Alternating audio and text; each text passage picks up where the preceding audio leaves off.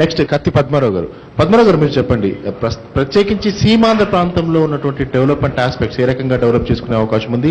అంతేకాకుండా ఇప్పటికే దళితులకు రాజ్యాధికారం కావాలి, బహుజనులకు రాజ్యాధికారం కావాలని చెప్పి ఒక డిమాండ్ తెలంగాణ ప్రాంతంలో బలంగా వినిపిస్తున్నటువంటి నేపథ్యంలో ఈ ప్రత్యేకించి ఆంధ్రప్రదేశ్ గా ఏర్పడబోతున్నటువంటి రాష్ట్రంలో ఎటువంటి డిమాండ్స్ దళితుల వైపు నుంచి ఉంటాయి? వాళ్ళ రాజ్యాధికారం ఏ మేరకు సాధ్యమవుతుందంటారు ఇక్కడ ప్రాంతంలో? ఈరోజు మహా టీవీ గుంటూరుని గుర్తించి ఇంత పెద్ద డిబేట్ పెట్టడమే సీమాంధ్ర ఒక రాష్ట్రంగా రూపొందుతుందని ఎలక్ట్రానిక్ మీడియా గుర్తించిందనేది అర్థమవుతుంది. నిజానికి ఆంధ్రప్రదేశ్ దళిత మహాసభ 10 సంవత్సరాలుగా 2 రాష్ట్రాలు ఏర్పడాలని పోరాడుతుంది. దానికి కారణం డాక్టర్ బిఆర్ అంబేద్కర్ ప్రతి 2 కోట్ల మందికి ఒక రాష్ట్రం ఉంటే పరిపాలన దగ్గరగా ఉంటుందనే ఉద్దేశాన్ని మేము ముందుకు తీసుకెళ్ళాం. ఈ రోజున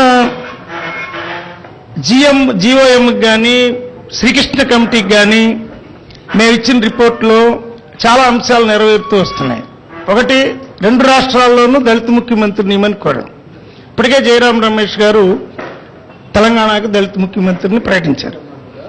కారణం, తెలంగాణలో భూస్వాములు, పెట్టుబడిదారులు, భూస్వాములే జమీందారులే పెట్టుబడిదారులుగా ఎమర్జీ రాజ్యాధికార పోరాటంలో వాళ్ళు ముందుండి తెలంగాణ పోరాటాన్ని ముందుకు తీసుకెళ్లి మళ్లీ రాజ్యాధికారాన్ని పొంది పేద ప్రజలను దోచుకోవాలనే ఒక వ్యూహం అక్కడ ఉందని గమనించి వాళ్ళ నుంచి తప్పించి దళితులకు ఇస్తే తప్ప ఎక్కువ మంది దళిత యువకులు చనిపోయారు కాబట్టి ఉస్మానియా యూనివర్సిటీలోనూ అక్కడ మళ్లీ వాళ్ళకే రాజ్యం ఇస్తే మళ్లీ వాళ్ళు దోచుకోవడం తప్ప వేరే లేదని మేము అప్పుడు ప్రపోజ్ చేసింది. వాళ్ళు నెరవేరినందుకు ఎవరైతే కొన్ని వందల సంవత్సరాలుగా దళితుల్ని వెట్టికి గురి చేసి భూమి లేకుండా రాజ్యాధికారం లేకుండా చేశారో ఆ సెక్షన్స్ కాకుండా దళితులకు ఒక ముఖ్యమంత్రి ఇవ్వడం అనే ప్రకటన జయరాం రమేష్ చేయటం, మళ్ళీ వెంటనే వాళ్ళ దిగ్విజయ్ సింగ్ ఏమో ఆయన వ్యక్తిగత అనడం, ఈ కాంగ్రెస్లో ఉండే జిమిక్స్ మనకు తెలిసినాయి. పేద ప్రజలను ఎప్పుడు ఊరించటం, మళ్ళీ వెంటనే కింద పడేయటం. అందుకే వాళ్ళ సీమాంధ్రలో ఆ పార్టీ డాక్టర్ బిఆర్ అంబేద్కర్ చెప్పినట్టు అది తగలపడిపోయే భవనం, చివరి గది కూడా ఎప్పుడో తగలబడుతుందని చెప్పాడు. అలాగా ఒక మోసపూరితమైన భావజాలాన్ని ప్రకటిస్తూ ముఖ్యమంత్రి అని ఒక ఆయన ప్రకటించడం, వెంటనే ఇంకొక ఆయన కాదని ప్రకటించడం, అది ఆ ద్వంద్వ వైఖరిని విడనాడాలని చెప్పుకొడుతున్నాం. రండి సీమాంధ్ర విషయానికి వస్తే, మేము మళ్ళీ ఇప్పుడు రాబోయే ముఖ్యపట్నం నిర్మాణ కమిటీకి ఒక 36 సూత్రాలు ఇచ్చాం. అందులో 6 సూత్రాలు మేము ముందు ఇస్తాను. ఒకటి, సీమాంధ్రకి ఒక ముఖ్యపట్నం రూపొందాలని మేము ఒక డిజైన్ ఇచ్చాం. గుడివాడ నుంచి, కృష్ణా జిల్లా గుడివాడ నుంచి మార్కాపురం వరకు, ప్రకాశం జిల్లా మార్కాపురం వరకు ముఖ్యపట్నం ఉండే అంశాలన్నీ ఉన్నాయి. ముఖ్యంగా విమానాశ్రయం ఉంది, దాన్ని అంతర్జాతీయ విమానాశ్రయంగా మార్చాలని, బౌద్ధ విమానాశ్రయంగా మార్చి చైనా, టిబెట్, థాయిలాండ్ మొదలుగా కలిగిన దేశాలతో మాకు వెనకటి అనుబంధాన్ని మళ్ళీ తీసుకొచ్చి ఒక వస్తువు, మన ఇక్కడ నుంచి వస్తువులు ఏ దేశాలకైతే మళ్ళీ తీసుకెళ్ళామో అవి తీసుకురావడం. 2, అటు భీమునిపట్నం, విశాఖపట్నం, కాకినాడ, మచిలీపట్నం, చెన్నపట్నం వరకు ఉండేటువంటి పోర్ట్స్ అన్నింటినీ కూడా ఒక నౌకా నిర్మాణ యంత్రాంగాన్ని నిర్మించడం కాకుండా బెస్తలు అక్కడ ఈ దేశానికి, ఈ సంస్కృతికి మూలవాసులు, ఇక్కడ ముఖ్యంగా ఇది ఎస్టీ, ఎస్సీ, బీసీ మైనార్టీలు, వ్యవసాయ కులాలు, పేద ప్రజలు ఉన్నటువంటి ప్రాంతం. స్వయం సమృద్ధితో, స్వయం శక్తితో జీవించి అన్ని ఉత్పత్తుల్ని వాళ్ళే సంపాదించి ప్రపంచంలోనే పేరుగానటువంటి ఈ ప్రాంతం. ఫ్రెంచి, డచ్, ఇతర దేశాలన్నీ వాడల మీద వచ్చి ఈ దేశాన్ని చూసి పోయినటువంటి ప్రాంతం. అరుణాద్వీపవతి తటాంచలమనం వప్రస్థలి చుంబితాంబరమై సౌద సుధా ప్రాళయ రున్మండలి హరిణంబై అని చెప్పి ఆ రోజున కృష్ణదేవరాయల నగరాన్ని పొగిడిన ప్రాంతం. ఎంతో వనరులు ఉన్నటువంటి ఈ ప్రాంతాన్ని 3 ముఖ్యమంత్రులు ఎవరైతే ఉన్నారో వాళ్ళు హైదరాబాద్ దత్తపుత్రులుగా మోసపూరితంగా ఇక్కడ ఉన్నటువంటి వనరులన్నీ కొల్లగొట్టి తీసుకెళ్లి హైదరాబాద్ని డెవలప్ చేసి భాగ్యనగరం అని, ఐటీ అని, అది అని అన్ని చేసి ఇక్కడ ఏమీ లేకుండా, కనీసం ఫ్యాక్టరీ లేకుండా, కనీసం ఒక నిమ్స్ లాంటి హాస్పిటల్ లేకుండా, ఒక ఐఐఎం లేకుండా, ఒక ఎంఐటీ లేకుండా, ఒక ఐఐటీ లేకుండా ఎవరైతే ఏ ముఖ్యమంత్రులు అయితే ఇక్కడ నుంచి తీసుకెళ్లారో వాళ్ళు మళ్ళీ ఇక్కడ ముఖ్యమంత్రులుగా పనికిరారు. ఎందుకు ఇక్కడ గుర్తించలేదు, ఈ వనరులను గుర్తించలేదు. 960 కిలోమీటర్ల సముద్ర తీర ప్రాంతాన్ని వాళ్ళు గుర్తించలేదు.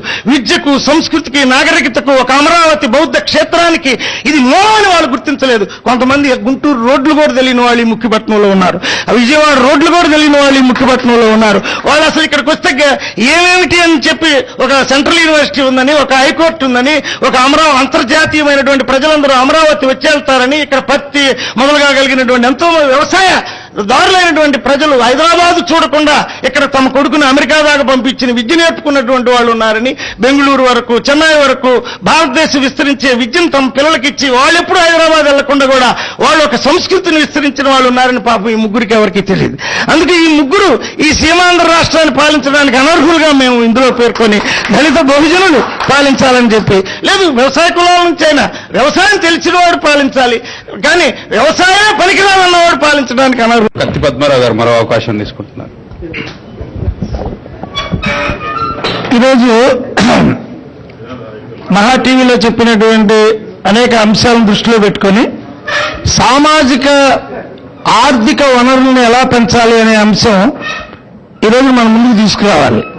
ఎందుకంటే ఎస్సీ, ఎస్టీ, బీసీ మైనారిటీలు 85% ఉన్నటువంటి మన రాష్ట్రంలో మన ఉపరితలంలో వ్యవసాయేతరమైనటువంటి అంశాల్లో ఉన్నటువంటి వాళ్ళని ఎలా పైకి తీసుకురావాలి. ముఖ్యంగా గిరిజనులు ఇవాళ గిరిజనులుగా చెప్పబడుతున్నటువంటి యానాది, ఎరుకల మొదలుగా కలిగినటువంటి ఈ కులాలు వాళ్ళు స్వాతంత్రం వచ్చిన దగ్గర నుంచి వాళ్ళు అట్టడుగున ఉండడానికి కారణం ఏమిటి? ముఖ్యంగా ఒక్క వేప చెట్టును నమ్ముకొని యానాదులు ఎంతో వైద్య శిఖరాలకు వెళ్ళినటువంటి వాళ్ళు ఈ రోజున 30% వాళ్ళు భోజనం లేకుండా ఉన్నారు. కొంతమంది ఏమో అత్యున్నతమైనటువంటి స్థానంలో ఉన్నారు. అంటే యానాదులను గుర్తించి, ఎరుకులను గుర్తించి, మిగిలినటువంటి ఎస్టీలను గుర్తించి వాళ్ళ సామాజిక ఉత్పత్తుల్ని అభివృద్ధి చేసేటటువంటి క్రమం నుంచి వాళ్ళని విద్యలోకి ప్రవేశపెట్టేటటువంటి క్రమానికి ప్రభుత్వానికి ఏమైనా ప్రణాళిక ఉందా? ఈ రోజున మన 3 పార్టీలు కూడా మద్యపాన నిషేధాన్ని ప్రకటించే ధైర్య సాహసాలు లేవు. 28,000 కోట్ల రూపాయలు మద్యపానం మీద వస్తుంది. మనకి 14,000 కోట్ల రూపాయలు సీమాంధ్ర నుంచి వస్తుంది. 29,000 కోట్ల రూపాయలు రేపు రెవెన్యూ, కేవలం రెవెన్యూ మనకి హైదరాబాద్ వదిలేస్తే, అంటే 14,000 కోట్ల రూపాయలు మందు మీద ఆధారపడి మీరు రాజ్యం చేయబోతున్నారు. ఈ ముగ్గురు కూడా మేము మద్యపాన నిషేధం చేసి ప్రజలందరికీ భూమిని పంచుతాం. 12,84,000 ఎకరాల మిగులు భూమి ఉంది, 3,60,000 ఎకరాల దేవాదాయ ధర్మాదాయ భూమి ఉంది, 1,20,00,000 ఎకరాలు వేస్ట్ ల్యాండ్ ఉంది. వీటన్నిటినీ కూడా మైనర్ ఇరిగేషన్, మేజర్ ఇరిగేషన్ నుంచి మైనర్ ఇరిగేషన్ నుంచి డెవలప్ చేసి, ల్యాండ్ని డెవలప్ చేసి కొన్ని 5 కులాలు మాత్రమే మొత్తం భూమిని వ్యవసాయదారులు అని పేరు పెట్టుకొని, రైతులని పేరు పెట్టుకొని 5 కులాలకే ఎందుకు ఉండాలి? మిగిలిన కులాలందరికీ భూమి ఇస్తే వాళ్ళందరూ డెవలప్ చేస్తారు కదా, భూమి ఉత్పత్తులు పెరుగుతాయి కదా, వ్యవసాయం పెరుగుద్ది కదా. సామాజిక ఆర్థిక వికేంద్రీకరణ జరగాలి. అందరికీ 2 ఎకరాల భూమి ఇవ్వాలి. అందరికీ 2 ఎకరాల భూమి ల్యాండ్ పర్చేజింగ్ స్కీమ్ నుంచి, సప్లాన్ నుంచి 1,000 కోట్ల రూపాయలు తీసుకుని కూడా వాళ్ళ భూమి ఇవ్వచ్చు.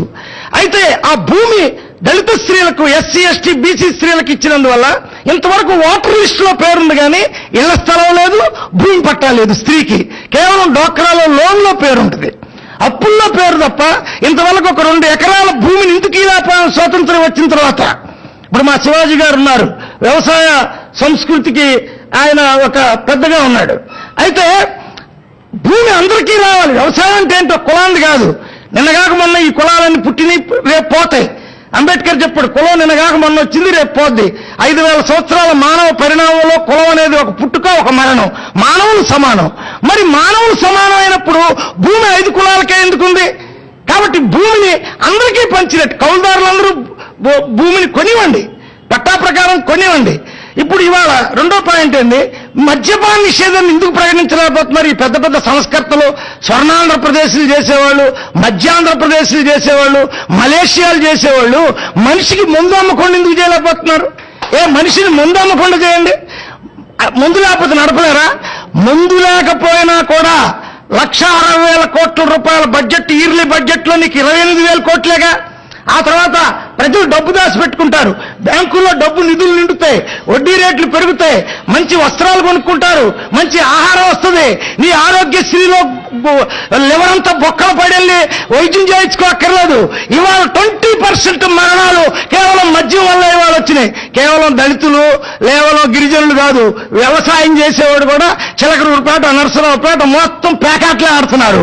మనం పెద్ద వ్యవసాయ కులాలు అని చెప్పుకునే వాళ్ళు కూడా ఇవాళ పేకాట క్లబ్బులు, 800 పేకాట క్లబ్బులు ఉన్నాయి ఇవాళ మనకి. అంటే మన వాళ్ళు ఎటుపోతున్నారు? ఒక పక్క మద్యం వైపు, ఒక పక్క పేకాట వైపు, ఒక పక్క మద్రాసుల్ని 3 ముక్కలు ఆట ఆడలే వచ్చే వాళ్ళంతా గొప్ప గొప్ప పెద్ద పెద్దోళ్ళు అని చెప్పుకుంటున్నారు. కాబట్టి వినోదం నుంచి తప్పిస్తేనే ఉత్పత్తి జరుగుద్ది. మనిషి జ్ఞానాన్ని పెంచాలి. ఊరికే రాయితీలు తీసుకొచ్చి మొత్తం ఎరువులన్నీ, విత్తనాలన్నీ, ఎరువులన్నీ అన్ని ఫ్రీగా ఇచ్చేయండి. అయిగా చెప్పాల్సింది మానవులకి మనిషిగా డెవలప్ అవ్వు, బలహీనత నుంచి బయటపడు, వ్యక్తిత్వాన్ని నిర్మించుకో, నీకు నువ్వు నిలబడు, నీకు నువ్వు బతుకు. కింద కులాలకు కూడా పొద్దుగూకులు అన్ని 2 రూపాయల బియ్యం ఎందుకు, 1 రూపాయి బియ్యం ఎందుకు?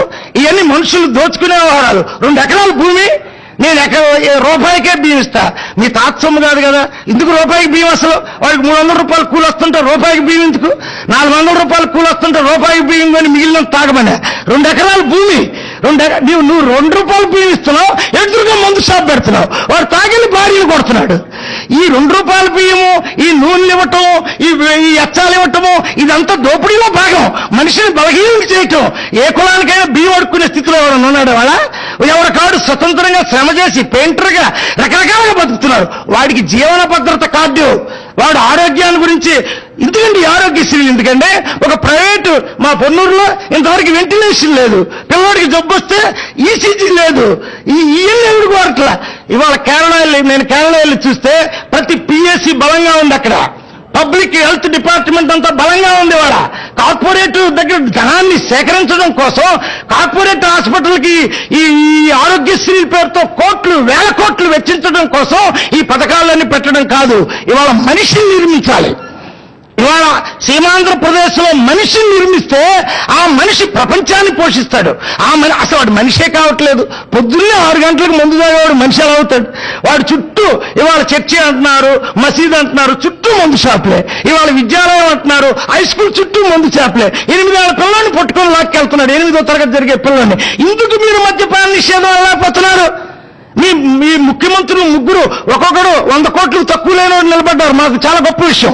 చాలా డబ్బున్న వాళ్ళు, హైదరాబాద్ లో ఉన్నవాళ్ళు, చాలా పెద్ద పెద్ద ప్యాలెస్లు కట్టుకున్న వాళ్ళు, 18 తరాలకు డబ్బున్న వాళ్ళు మీరు ముఖ్యమంత్రులుగా నిలబడ్డారు. గొప్ప విషయం. పాపం మీకేం బాధలేదు. కానీ మద్యపాన నిషేధం అనే ధైర్యం మీకు ఎందుకు లేదు? బెల్ట్ షాపులు ఎత్తేస్తారంట. బెల్ట్ షాపులు అంటే అర్థం ఏంటి? వాడుకున్న షాపు వాడు పెట్టిన 3 షాపులు, మళ్ళీ తెల్లారులకి 6 షాపులు పెడుతున్నాడు. నేను ఒకటే చెప్తున్నాను, సీమాంధ్రప్రదేశ్కు ఎవరు దానం చేయక్కర్లా. మానవ శ్రమ, మానవ శక్తి, మానవ నైతికత పెంచండి. మనిషిని తయారు చేయండి. వాడికి నువ్వు 2 రూపాయలు బియ్యం ఎక్కడ, మీకే ఆడ అన్నం పెడతాడు. కాబట్టి మానవోజ్వలత రావాలి అంటే 3వ పాయింట్ ఉంది. ఇవాళ ఎస్టీలు ఉన్నారు, ఇరుకులాస్ ఉన్నారు, యానాదులు ఉన్నారు, సత్ర ఆది ఆంధ్ర, ఆదిద్రావిడ, అనాముకు, ఆడిమారే, బుడగజంగం, బుడగజంగం, చాకలి, కంసాలు అందరిని కలిపితే 1% భూమి. మన కమ్యూనిస్టులు ఉన్నారు. ఈ కమ్యూనిస్టులు ఎంత పోరాడతారు పాపం. వాళ్ళు మాత్రం రైతులతోటి సంబంధాలు ఉంటాయి వాళ్ళకి. పాపం వాళ్ళు భూమిని పంచలేకపోతున్నారు.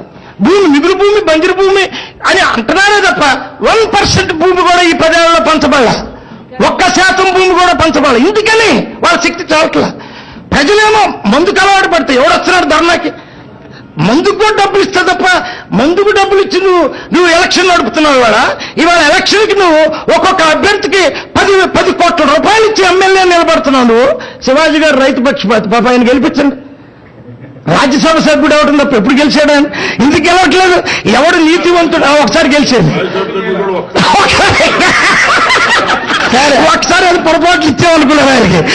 ఎవడు నీతివంతుడు, ఎవడు వ్యక్తిత్వం ఉన్నవాడు వాడికి సీట్ ఇస్తున్నారా? ఆ పార్టీ నుంచి వచ్చినట్టు ఈ పార్టీలో చంద్రబాబు గారు ఏమంటున్నాడు? వేరే కాంగ్రెస్ నుంచి వచ్చాడు.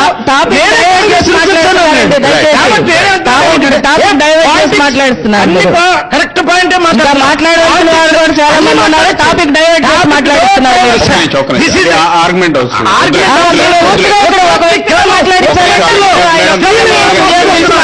స్త్రీలు ఇవాళ మద్యం కారణం. స్త్రీలు ఇవాళ గృహహింస కాబట్టడానికి మద్యం కారణం. స్త్రీలు ఇవాళ రోడ్డు మీద నడవడానికి వీళ్ళైపోవడానికి మద్యం కారణం. జనాల్లో ఒక అమ్మాయి నడి రోడ్డు మీద లారీ కింద పడేశారు. దానికి ఎవరు సమాధానం చెప్తారు? ఒక నాయకుడు నేను అంటలేదు. మద్యపాన నిషేధం ఆడవాళ్ళంతా కోరుకుంటున్నదే కాదా? మద్యపాన